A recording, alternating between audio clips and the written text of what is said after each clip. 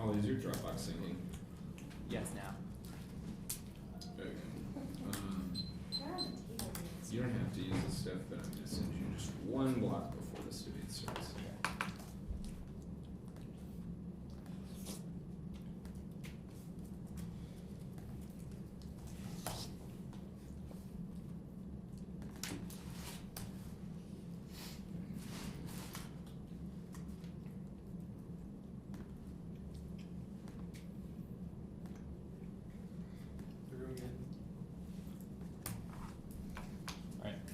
Wait, actually, one second. Okay. Can you say slow more time? I am from unplaced moral obligation. Morality is distinct from law that all judgments are personal rather than impersonal and not to be coercively enforced. It values moral obligation for the resolution. Moral obligation drives from individuals, internal consideration of right conduct, bank. And Jane sincerely just that she had to help someone new. We expect to be motivating these cases, and expectation in these cases are usually meant for first person moral judgment or motivational. There's an operating potential necessity between moral judgment motivation, such individual moral judgment they do X provides them with motivation to do X. Thus, any moral consideration has to be recommended consideration because otherwise, these sorts of morality no longer is used with use morality some terminals is a prior question. Further, the very idea of external moral considerations assumes a background understanding of morality's internal Becca too. Externals can put in situations where the agent knows but it can deliberately do something else, but internals from the one sense these cases are necessarily parasitic and background connection to ethics motivation. They are cases in which things have a joint, but this is presupposed a typical state which is not out of joint.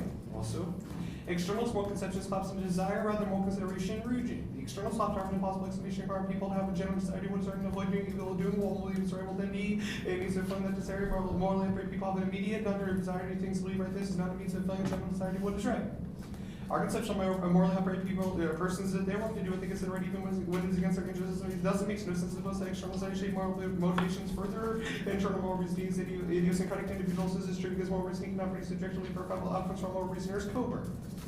Multiple criterion, conflict, consideration to be appealed to and criticism for moral theories is all it is dubious that all rational agents agree that the correct moral theory once they've gone through a process of practical reasoning judgments of the extent to which a given moral theory satisfies various criteria. The weight of different criteria should receive select facts both the inquirers that not hold of rational agents qua rational. Judgments are affected by these idiosyncratic features of the inquirers, such as genes and cultural environments. Judgments of humans differ as one regards right and wrong cases. It is easy to conceive rational beings to differ on these matters, and that is all that is required to undermine the claim that there would be agreement among rational agents who undergo a process of practical reasoning. Thus, no agent can override the ethical reasoning of another agent by imposing some set of objective criteria for moral reasoning, insisting on the universal that each person is the owner of their own moral compass, is not accountable to any other person for the validity of moral beliefs, and objective or universalist conceptions of morality evolved to totalitarianism and morals rights.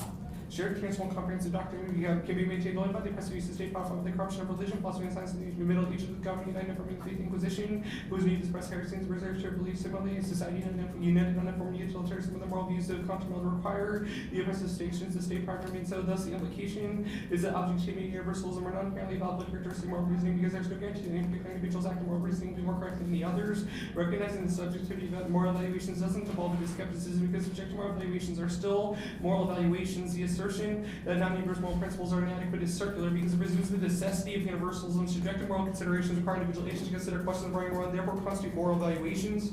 Also, no impact to the lack of use of universal moral principles. For example, recognizing moral subjectivity doesn't empower those to evil. Moral standards, i.e. serial killers who think that serial killing is moral are not less likely to be serial killers in a world where universal morality is assumed to be the normal. Also means the app is a unique way in which things like racism can be addressed because racists will be racist regardless of the external theory telling them otherwise, while the app is a starting point to understanding internal ideas and thus addresses the root of the problem.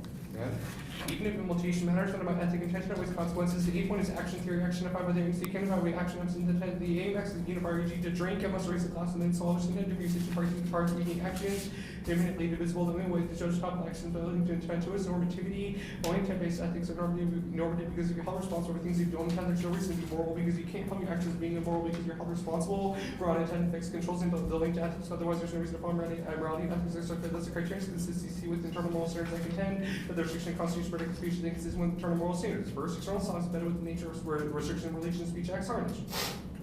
Internals hold that the content thoughts of the proposition expressed by the object of the sense of identifying specified independently of things in the world. Externals hold that the contents of thoughts and propositions expressed can be identified only by identifying the things in the world they are about. The condition restricts the way the external world must be. It is an external's condition. Thus, the negative is intrinsically external, intrinsically outward, not sensible. The 8th point is that restrictions presuppose an understanding of speech acts independent of the agent involved, as they lack contextualization before they're implemented. But at that point is far too late to go here with internalism. The D point is that restrictions are in and of themselves external, and that they prompt the notion of external good and then impose on others. C point is that speech restrictions create an overall externalist mindset by expanding upon the power of agents to the stage of limited the ability of agents to act in an internal fashion. The D point, the negative actively excludes voices from all projects, means only the affirmative has a risk of epistemic validity. Green element.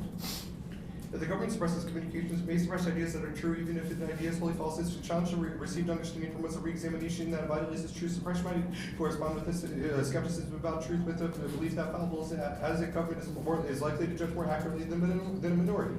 E. Restrictions that establish conditions of which speech is acceptable to the externalist by virtue as it requires an externalist declaration of which speech applies. ECLU.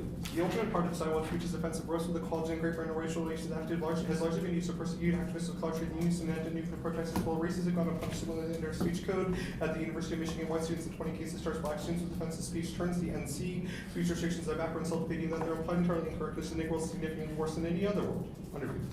First, there's certain stuff negative, but not the app, because the times speak the courts abusive arguments. I have to be able to go all in on theory against those arguments in a 3-minute 2 hour, which I can't do if someone drop the argument, but then it gets a 6-minute 2 hour, so they don't need to be able to collapse time, excuse, skate fairness, with need sufficient time to be able to develop arguments. Also, reason to grant the app an RBI, but not the neg, because the app doesn't have time to only generate defense. Well, the neg can generate defense on theory easily when substantive 6-minute speech. Second, presume app, because there's 11% side by sorts negative of it can dispute time as a better data. Third, reasons to presume preclude substantive reason, because here for reasons determined what legitimate substantive reasons are. Third, the negative may not place necessary but insufficient burdens on the app. There's no possible way to weigh between competing ifs, since one, they all function over this level. 2, there's no arbitrary theme by which to compare arguments between one and the result. All has the strongest link to fairness, because we can compensate for certain skis with one is unresolvable and really becomes a coin flip. Ready? Go. Let's talk about the framework. I'm confused how there isn't some sort of meta-ethical, ethical conflation here. Why do we have an obligation to act in accordance with the nature of internalist thought? Why aren't we just obligated to follow our own internal moral judgments? So the argument is that when we are taking actions and considering ought statements, the most important consideration is whether or not that is consistent with internal moral standards. So I don't think so let's say that I want degree is what you said. Let's say that I want to that the only internal moral judgment I have that is motivating to me is the judgment that I should restrict other people's ability to follow their own judgments. Why shouldn't I do that? According to your framework. It's inconsistent with the maxim that we ought not impose ideas upon. Okay, 2 questions about that. One, you say that universalist ethics are impossible. How is that not universalistic? The argument is that fundamental truth, and I guess the only truth that you can derive, is that all individuals derive truths from within, and therefore we cannot impose them. So I guess if you want to say that's the one truth, you can think of it that way. The second question is, how is that an inconsistent maxim if I say I value my own internal judgments that say to not care about yours, and so I don't care about yours? It doesn't seem to say why does that mean that I have to generally care about internal moral judgments? So I wouldn't say I agree with your first understanding.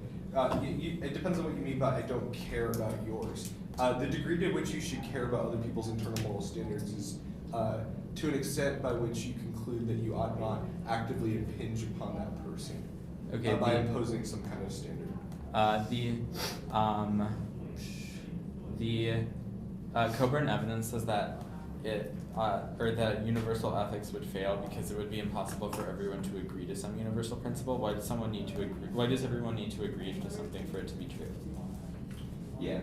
So the argument is that for any universalist ethic to take place or to derive some kind of ought statement, we derive some sense of truth, right? But that truth is meaningless if individuals don't agree to it. So the let's argument say, is because I have a question about that. Expectations. So it seems to have always been true that the Earth was round, but barely anyone thought that. That's always been the truth, has it? You actually don't think it was always true that the Earth was round, Trent? Yeah, but it hasn't always been believed as true, right? Yeah, my question have is to reach some kind of conclusion why does by truth which rely? The fact that not everyone believes that the Earth was round proves the point, right? Because every individual had different levels of understanding. So wasn't by which always they round came to is that the conclusion of your Seems framework. like a bad analogy. Why is that a bad analogy? Yeah, because 500 years ago we thought it was flat, and a lot of But we people were were wrong, skeptics weren't we? about it. Yeah, we were wrong, right? So that How seems did to we reach presuppose those that truth conclusions? doesn't require belief, The fact right? that not everyone agreed upon the Earth's form shows that considering how individuals reach I'm truth. still points wondering is about that valid. question, but I'm gonna start prep.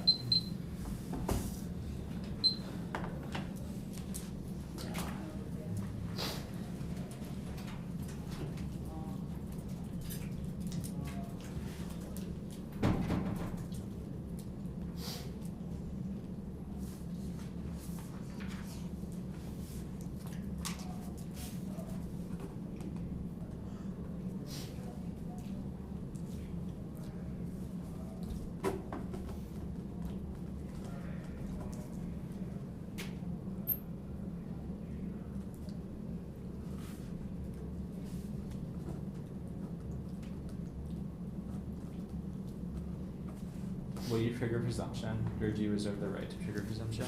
What true presumption of they have? What? What trigger for me? Okay.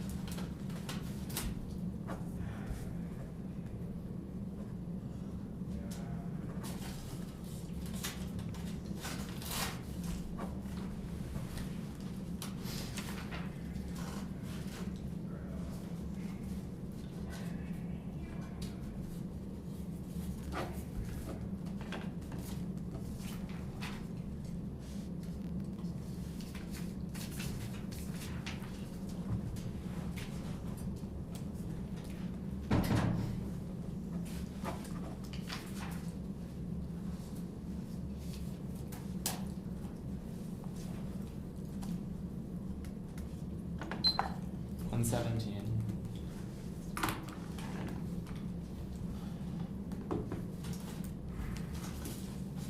The order will be one obviously. Okay, before you start, can you give me your Joy of Tournaments password, Ellie, so I can do this? I forget, I'm sorry. Oh, you think maybe, okay. That's gonna make it hard. Yeah. I think they close in an hour. Yes. Wait, okay, I'm gonna flash this. Can I do that for Bob real quick? So, Yeah. so I have press for the tournament. They'll need it took me like 2.5 hours. The pool's nice. Well, I'm with The fun part is like, how many people like do I know on this list? All of my friends are coming out from Yale to judge. Yeah, there's somebody, one of them quotes you in the paper. I wrote their paragraphs. Okay. I wrote them. sounds great. I was like, would you like to be able to drop people who say offensive things? And she was like, yeah. And I was like, all right. I agree with the trade. I Okay, already sir, did I that. need to check what the password is on my computer, so it's gonna take a second. Yeah, that's funny. I sent it to her and I was like, this is what you think, right? She was like, yeah, So sure. do you think they'll probably be judging JV then? Well, she did that one did in high school. Oh, okay. Yeah. All the stuff on Turner Sorry. I just, I didn't know this was. I just took the initiative. I just like that they put all the JV pool in the prep sheet. though, 'cause- Yeah, it's like, Okay. yeah. Okay, thanks, Ellie, sorry. And they have 60 tires I'm and just shit like gonna- that, you know, I swear out. Yeah.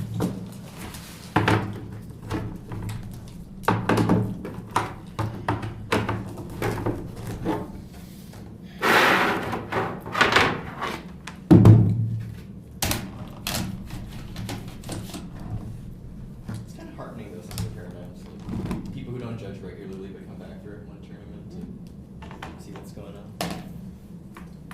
Like me.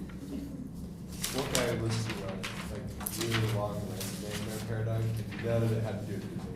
This is really good. I was a prosecutor for the Southern District of Maine. There are a couple of those, yeah. Is everyone ready? Yes. So we're One off. We're good. Say NCDC. There must be a right to set ends, otherwise ethics is incoherent and Clear. assumes subjects to deliberate between multiple possible courses of action. However, to prevent this right from becoming contingent, we must have a conception of property. Block 87.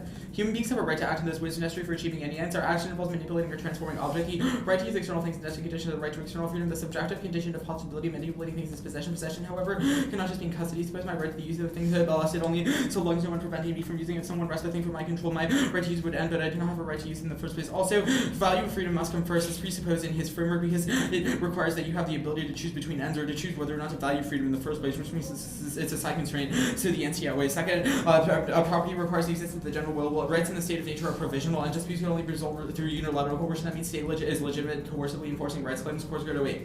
In the state of nations, rights are only provisional. My possession become my property when you have not given each other certain reciprocal guarantees. Rights are not equal by mixing one with the land, but concerned with human relations. I may indeed coercively enforce my rights, but it cannot just be an act of unilateral coercion. To view my claim as a law, I must view it as the object of a contract between us. This leads us to enter political society. The subjects must also be allowed to compel everyone else to enter a civil constitution. The actor is the state. Public colleges and universities are founded and operated by the state college-bound rights. In the U.S., most public institutions are the state universities founded and operated by state governments. The 1862 Moral Land Grant Act gave each eligible state 30,000 acres of federal land to self-finance public institutions offering study for practical fields in addition to liberal arts. Also means internalism is irrelevant. It's not a question of individual obligations. Also, even if he wins that it's just a collection of individuals, then his framework wouldn't be applicable to a collective because everybody would have different internal considerations, so we have to use non-contention. Thus, the standard is maintaining a system of equal out of freedom contention. 1. The state should regulate hate speech and promote equal freedom. Article 10. If the state finds that it is still unable to successfully provide conditions under which a power motivates historically repressed are concerned, then it is within rightful powers to legally regulate speech to improve its ability to do so. The state seeks to overcome the problems caused by failure to provide conditions which the citizen interact as free and equal. Hate speech is constitutionally protected. Block 15. Hateful ideas are protected under the First Amendment. Expressions have nothing to do with hate speech. Spitting call someone can be made a crime, but this isn't because it's hate speech. And second, seditious speech amounts to having a right to end the unilateral will, which makes freedom impossible. Article 10. In order to qualify seditious, the speaker's intention must be to subvert the government. To have such a right would be to have the right to destroy the state, since the state is the means through which the right is possible. Such a right would involve having the right to annihilate right, and seditious speech is constitutionally protected. Justia Nudate. The Sedition Act made criminal writings which stirred people to sedition. The court concluded that the act was inconsistent with the First Amendment. Now the case started in the underview. First, allow me to in our responses to spikes. They're not complete arguments. They don't have impacts. Also, their relevance is conditional on the on the development of the round, which I don't know yet. Now, on drop the debater spike, your only argument is time. But turn, you say that the two are super pressed, but you have the perceptual advantage. Even if the two are super long, you still can overcome. Even if you have technical mistakes, you can just persuade the judge and be big picture. Also, negating is harder. You get the first and last speech and infinite prep, which also turns their presumption arguments. You say empirics come first, but they don't matter. They just prove that people need to get better at activating. Now the nibs argument. In case you construe any of my terms as nibs, I'll answer this. First, any term that can be construed as a nib is 100% resolvable because it's not preclusive, it just links to your framework. In case of the first argument, you say that there's no overarching theme. That's also not true because it just links to your framework. Now, also, I get new answers if he tries to extend this to some one of the argument. Now, the framework. First, you say it's a question of moral obligation and not legal obligation. This is completely unwarranted. You literally say in the speech that that moral obligation is only personal and not interpersonal. But obviously, the resolution is inherently an interpersonal question because it's a question of administrative policy. Now, first, bad key evidence. It doesn't justify personal considerations. It just says that internalism. It just says that internalism is important. Yeah, it just says that internalism is important, but internalism is false for 3 reasons. First, internalism is false. The truth of moral statements, independent motivation views that ought to be moral since theories determine what ought is. Second, internalism renders obligations contingent, which is incoherent. Cuts upon us. Moral claims purport to be non-optional categorical. They purport to apply to all agents independently of the agent's motives. The truth of the claim is dependent upon contingency. And third, externalism is still action guiding as far as doctrine. Internalism relies on an implausible understanding of the claim that moral judgment is a guide to action. But a person ignores the moral judgment. The moral judgment does not motivate. Nevertheless, the judge's action guiding lays down the guidelines that the person ignores and transgresses. The judgment has some motivational impact on the scoundrel, even if other motivations clearly carry the day, which also that takes out your bad key evidence. You say that externalism presupposes internalism, but this is just to say, your arguments just talk about how we have a conception, or we rely on some sort of internalist conception, but there's no reason why that is epistemically valuable. I.e., just because we generally conceive of internalism as true doesn't mean it is. Now, you say, the Coburn evidence. Cause 6 was devastating. Not everyone needs to agree on something for it to be true. It just needs to be true. For example, people didn't agree at all that the Earth was round hundreds of years ago, but it still was. It's not a question of belief acceptance, but rather the objective truth of it, determining the truth or falsity of the resolution. Now, you say that it involves totalitarianism. One, impact justified. No reason why that links to a normative framework. Second, my framework is the opposite because it says that the state literally can't be totalitarian because of the omnilateral rule. Third, Rawls is obviously an objectivist, so he clearly concludes against your argument. You say that it doesn't evolve to. To SCEP, but this is still go on the standard overview arguments. One, not normative, it's a meta-ethical, ethical conflation. Even if it doesn't devolve to SCEP, we're still only obligated to follow our own internal obligations, not to be consistent with subjectivism or to allow other people to be consistent with their judgment. If that conflicts with our own, means this quote auto-negates because colleges are just doing what they want to be consistent with their own internal moral judgments.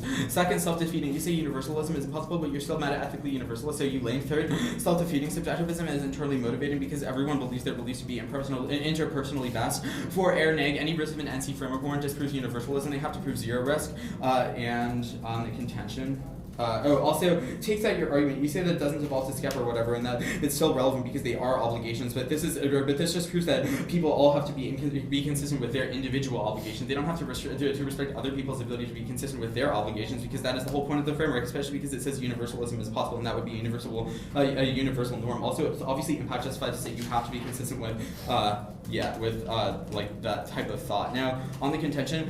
First turn, the Constitution also requires externalist interpretation, which is the same thing you say we have to do with speech codes. Second, they relies on a universal conception of freedom, which violates the universalism bad arguments. Third, status quo negates that was above. And fourth, your argument is inherently externalist because you, Trent, are saying that you have to abide by this norm. Now the line by line. You say that externalist thought is embedded. This card talks about linguistic internalism, which is different. It explains the distinction, so it's not offense. You say that we presuppose that we understand pre-agents, but that's epistemic, not normative question of how we understand the information. You say that restrictions are inherently so, but it's still the restrictions are inherently so, but it's still consistent with their internal obligations. You say it expands the power of the state. That's impact justified, no reason, and it also just relies on like a consequentialist minimization of internals or whatever. You say that it excludes voices, which is epistemically flawed, but this is pre-post fiat distinction. You don't literally bring voices into the framework debate, so you don't get better knowledge acquisition. Yeah, that's fine.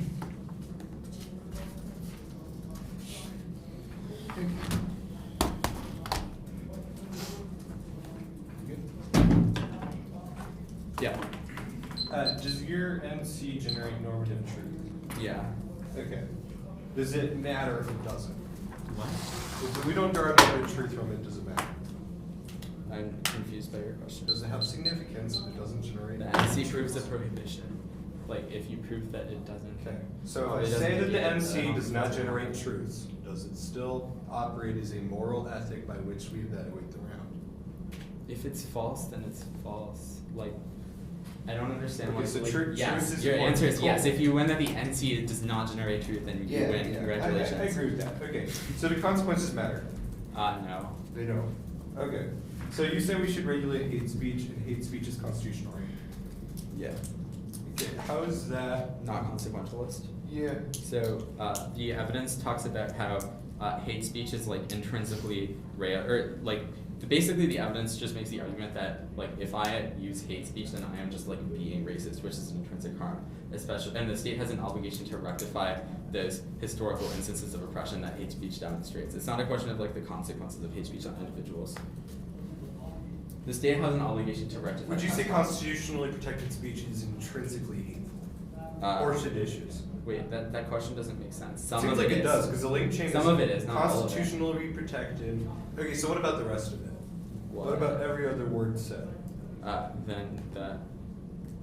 What is your question? So let's say that the restrictions impinge upon some form of the omnilateral will. How do we resolve that tension? The what?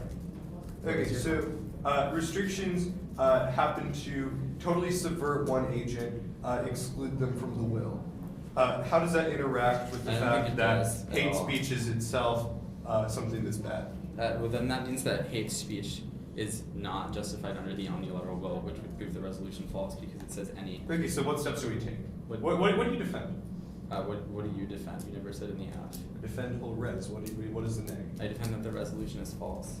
Okay, so If you you, defend, if you, I will defend defend the that colleges status quo should if you want me restrict to. speech. If you read theory, if I don't defend the status quo, I will say I defend the status quo. Okay, cool. So, do I Wait, lose? what? if- What? Wait, what? What's the Yes or implication no? of squo You out lied of from the negates? squo. What? Wait, you never answered my. I mean, yes your or conception no? of the squo is speech code, sure. Okay. Okay, what's the implication of squo out of negates? What? What's the implication of squo out of negates? Is Yeah, that just so like my framework? if I'm a college and right now I am restricting speech, that is me being consistent with my own internal moral judgments. If I am not restricting speech, that is also me being consistent with my internal judgments. The point is that colleges are doing whatever they want in the SCRO, and that by definition is consistent with their internal judgments. Your framework misunderstands it because the whole point is that we just have to abide what our internal judgments are telling us to do. We don't have an obligation to maximize or be consistent with the school of thought of internalism, and we also don't have an obligation to make sure that other people are able to abide by their subjective judgments as per your framework. Because your framework only justifies why internalism is true and why we don't have universal obligations. Yeah. So, do you understand? Consists of the omnilateral will. No, never mind. It's equal out of free limbs. What? Oh, okay, sorry. I found it. Where is yours? What does it mean to be consistent with omnilateral? That's not the standard. which we just No, I know. discussed. It seems like that's what you're So the omnilateral, so the state is the omnilateral will, and then it's responsible for creating conditions of equal freedom, i.e. the rightful condition. So the state has the obligation to act as the omnilateral will, i.e. secure that condition.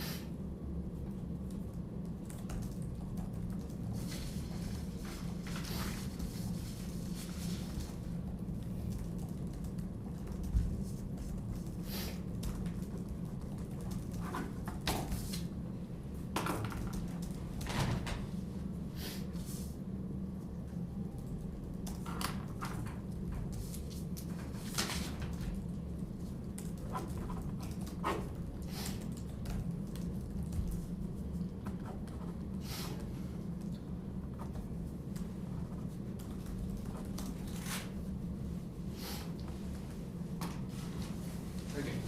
40 seconds. Try.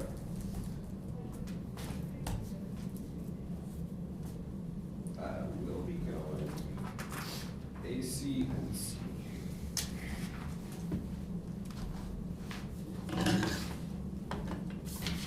Hold on. What is that shirt? Okay. Starting on green walls. Sorry, AC and C. Yeah, it's starting on the D point underneath orange. Under what? D point. Okay, on the contention. Let's put green and gold. Got it. Just 1 second, actually. Get my computer on this one. I'm sorry. It's overheating. Alright, I'm ready. Round is over. Oliver concedes that only the AC has a risk of epistemic validity and supersedes the NC. He concedes that the NC only matters in the context of truth, and the AC also is one in which we derive truth. He is conceding that the negative is one that is intrinsically inconsistent with epistemic validity at a minimum turns the NC, because the NC is the one in which we are constantly creating contradictions and terminating the contradiction that truth has never actually exists. He's conceding that negative is a world consistent with skepticism and truth, which means it can never ever derive anything other than inconsistency with the unilateral will. Also means that he's inconsistent as a whole, insofar as we do not have the app, that we cannot do the negative or derive any kind of normative truth, which you can think of it like a perm. The AC is necessary for the NC to never derive some kind of truth, which means otherwise we can never have any kind of function. They also accept the ACLU evidence. Oliver concedes that this is turning the hate speech impact out of the NC, because he is conceding that the negative creates an external declaration by which the government and other state actors are able to impinge upon the freedoms of some and to actively impose speech codes in an inconsistent manner. Also means that the negative terminates a contradiction because it goes against the stated intent and actively intends to do the opposite, which means it is never consistent with the unilateral will and creates constant disjoint. Go to Brugian.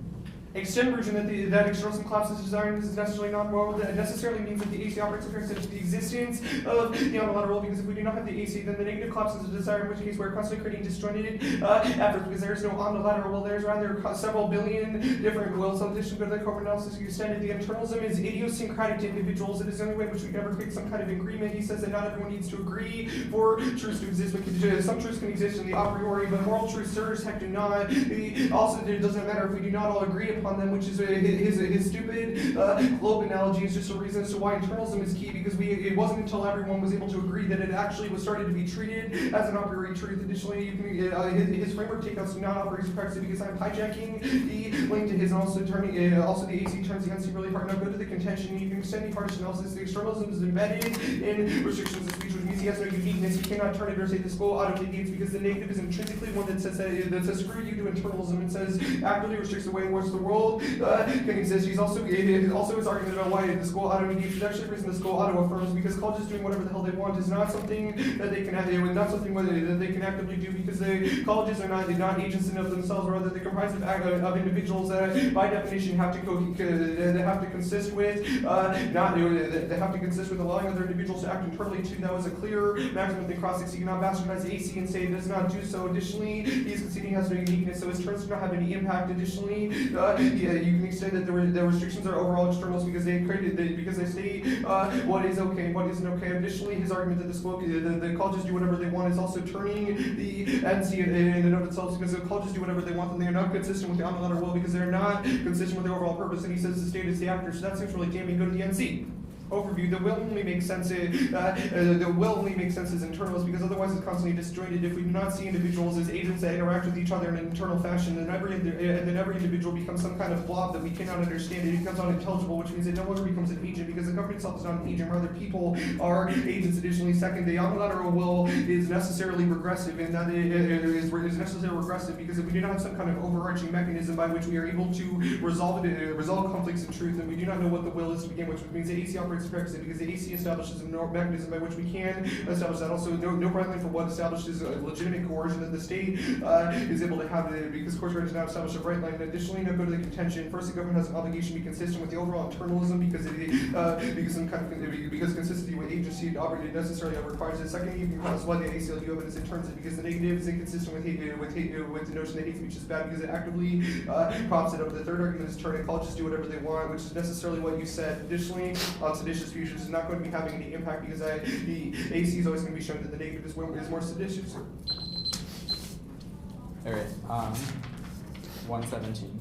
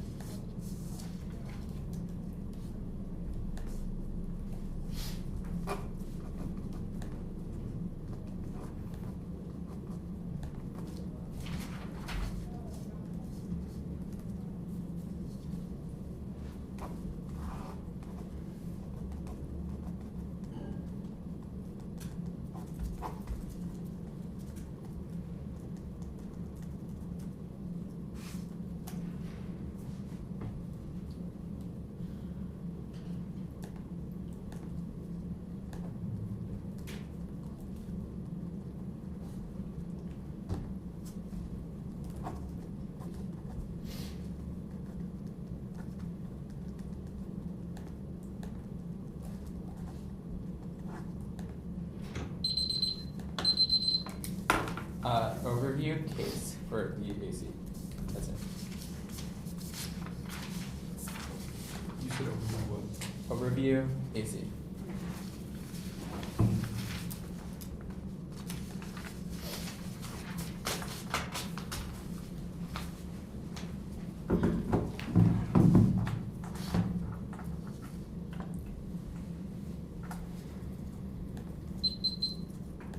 Is everyone ready? Av can't win the contention debate because he extended all of his arguments through ink and also didn't deal with the contextualization of the Av framework from the 1 and C. Let me make this very clear. The Av framework says that internalism is true. We can only have obligations that we are internally motivated to follow, and that we cannot have universal obligations. This means that our obligations are to act in accordance with whatever our internal judgments are. They are not in order to make sure that other people are also to do the same, because that would implicitly be universal, as he conceded that that would be self-defeating. So it is only a question of us being consistent with our own internal obligations. Takes out all of his offense, takes out any of the reasons why it is important to be consistent with any sort of internalist thought. It's not a question of like maintain, or that is a meta-ethical conflation. It's not a question of acting so that we agree with his meta-ethics. It's just a question of acting through the conclusion of them, which is just that we have to follow our subjective moral principles. It also takes all of it also takes out all of his arguments that we have to all of the offensive reasons for why the app resolves like imposition of moral norms onto other people, because the app framework would actually see that that's justified so long as that is what my own internal moral judgments are telling me to do. He did not answer this is the implication of the app framework in the 1 year. Don't allow neutral responses. Now the line by line of the contention. Oh, also not going for the NC, so none of his turns matter. Start on the contention. First, let's deal with the Greenwald evidence. You extend this through ink. You can see that it's a pre-post fiat distinction, or you can place the pre and post fiat distinction. You don't literally bring more speech into this speech, which means that we don't have more ability to acquire truth on the framework debate. Even so, it doesn't matter. I'm not going for the framework, just in case he tries to leverage this on the contention debate. Takes out all of his arguments for why. He also didn't even extend the warrant for why the neg world is inconsistent with truth or a contradiction or whatever. He just asserted that it was true, but I dealt with the warrant, and he didn't answer the other response. Now, the first argument, the argument that the externalist, that restricting thought is intrinsically externalist.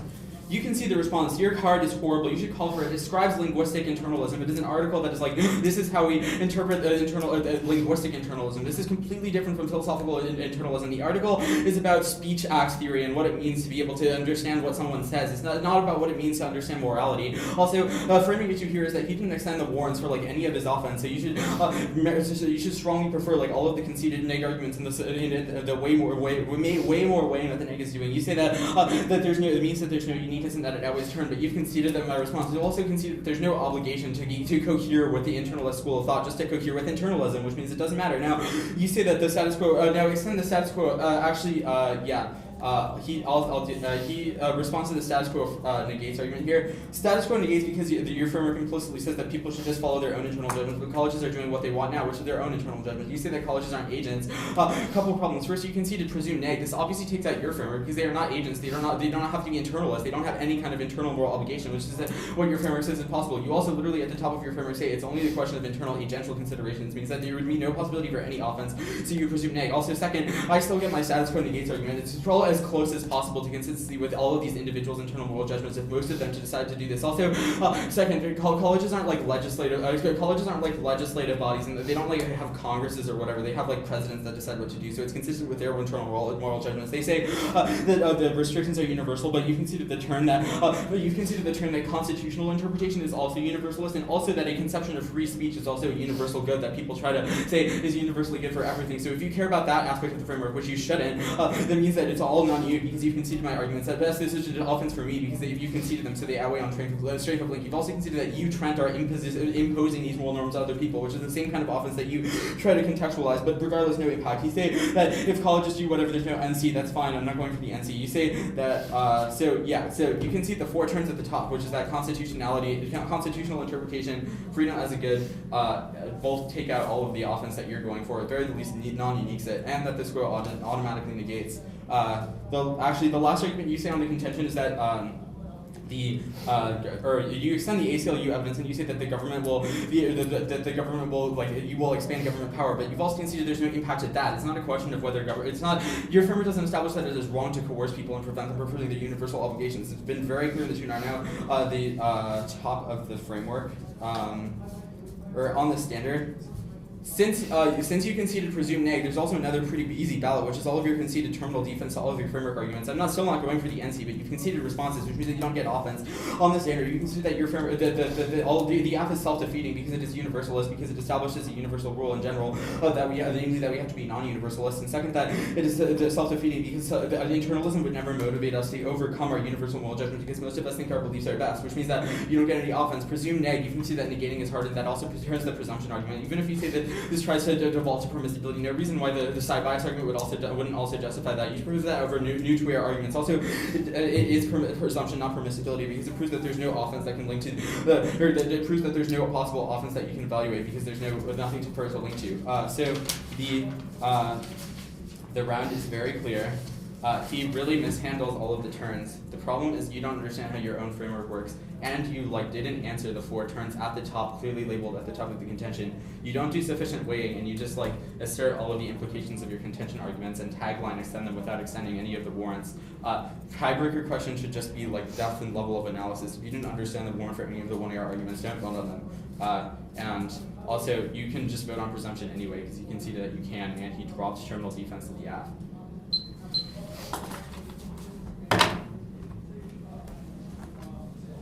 I had 40 seconds left.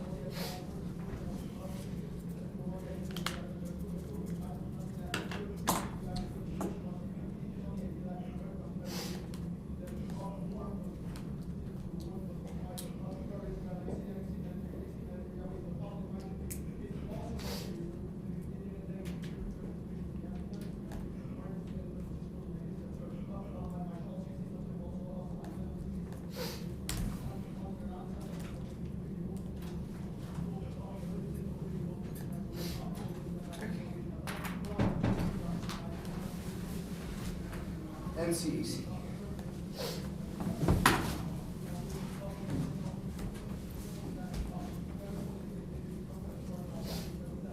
Everyone good?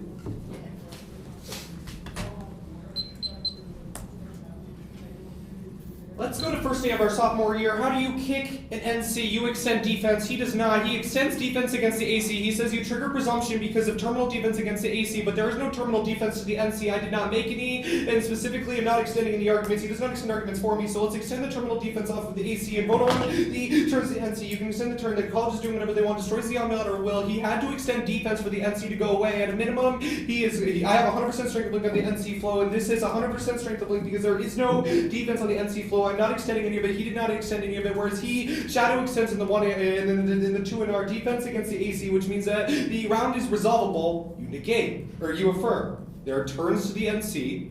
Oliver does not bother to respond to them. They have 100% strength of link. He does not extend defense from the NC. He does extend terminal defense to the AC. You don't go to presumption because there's still offense. But let's go to the other easy place to go. Extend the green wall evidence. It is quite good. He has one response and it is terrible. It is that I'm conflating the pre or post fiat distinction, but this argument does not make any sense because I'm not pretending to traverse to the pre-fiat. My argument is that the AC is the only maxim that can never be consistent with a notion of truth, which is the end all be all. He concedes that it is the overall notion. His only argument is I do not extend the warrant, but Greenewald is not only empirical and analytical thought. My argument is that we actively exclude voices. That was extended. It is also not contested. He does not say that the warrant is false, and I do not care if it's not pre-fiat. He's only way to win the round is based on some kind of post-fiat conception, and truth is the overall goal, which necessarily means that the only offense is one that is consistent with the nature of truth, and he's conceded the negative is one that is skeptical of truth. That is out of the card of the Greenwald evidence. Also, the ACLU evidence is a very good gut-checking mechanism. He literally tells you it does not matter, but that is probably wrong because we know that racism matters, and it is an impact that matters independent of the other arguments because racism is something that actively impinges upon other people and is and therefore is externalist by virtue. Well, now let's go to his terms. They all link to an individualist conception, but he's not making any reason as to why the AC actively justifies an individual's conception. The warrants I am extending are based off of a universalist declaration by which we determine that individuals ought to act based on an internal fashion by not impinging upon other people via side constraints. There is no re-articulation. My authors do not advocate that. It is functionally a meta-ethic. We cannot operate in a way that actively impinges upon other people. His other terms do not matter. Therefore, he's also conceding that he does not have uniqueness because the uniqueness evidence does not come from the harnessed analysis. It comes from the negatives and truths of the externals. So the A, B, C, D, and E point. Extend the A point that the negative necessarily resumes an understanding of speech. The B point that it restricts the restrictions prop up a certain notion that the C point, the restrictions are overall externals because it props up the state as a means of control. This round is not even close. I have offense on the AC. He does not have terminal defense to the contention. He does not have offense that links to a real understanding. His constitution evidence is outweighed by the fact that he does not have uniqueness. There are turns to the NC. He does not kick the NC. He extends terminal defense to the aft, and he concedes that only the aft is one that's consistent with truth, not going for a brief yet.